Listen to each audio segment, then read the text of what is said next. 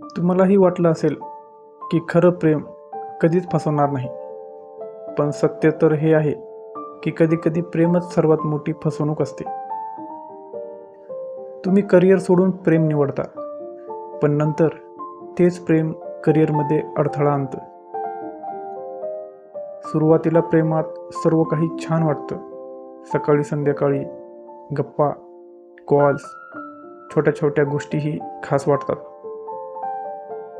जेव्हा तुम्ही अभ्यासाला बसता तेव्हा पुस्तकाची पाने कमी आणि व्हॉट्सअपचे मेसेज जास्त स्क्रोल केले जातात.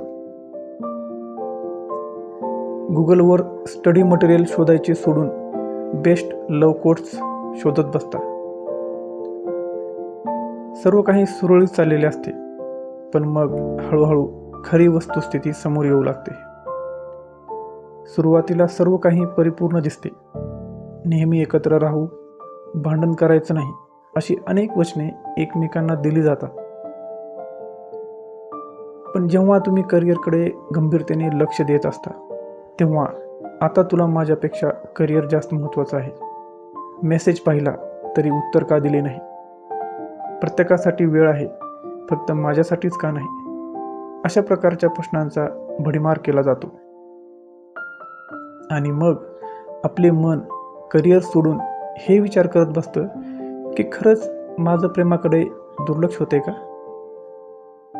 आता प्रेम तुम्हाला प्रोत्साहन न देता दोष देत असतं, तुमच्यातल्या उणिवा शोधत असतं, तुम्हाला कमकुवत बनवत असतं, तुमच्यातली ऊर्जा शोषून घेत असतं. प्रेमामध्ये सुरुवातीला ज्या छोट्या छोट्या गोष्टी आनंद देत होत्या त्या आता दुःख देऊ लागतात. मन कशातच रमत नाही.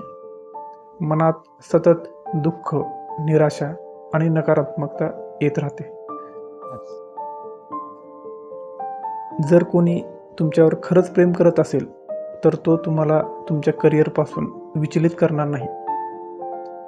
आता प्रेम हे नाते प्रेमापेक्षा तुमची मानसिक शांती नष्ट करू लागते. ब्रेकअप नंतर खरे वास्तव समोर येते. आपण किती महिने, वर्ष या फसव्या प्रेमासाठी वाया घालवले आहेत हे लक्षात येते. शेवटी तुम्हाला समजते की जर मी माझ्या करिअरसाठी तो वेळ दिला असता तर आज माझे आयुष्य वेगळे असते. सदैव एकत्र राहू, एकमेकांना मदत करू हे फक्त चित्रपटांमध्येच घडते. खऱ्या आयुष्यात कोणी कोणासाठी थांबत नसतं. तुम्ही कितीही निष्ठावान असलात तरी तुमचे भविष्य जर अनिश्चित असेल तर लोक तुम्हाला सोडून जातीलच.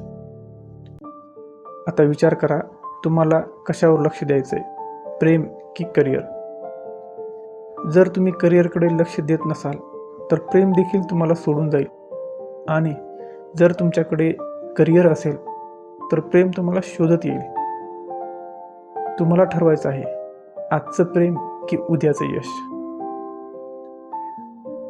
जर तुम्हाला हे सत्य समजले असेल तर स्वतःला वचन द्या की प्रेम करायचं असेल तर ते शहाणपणाने केले जाईल.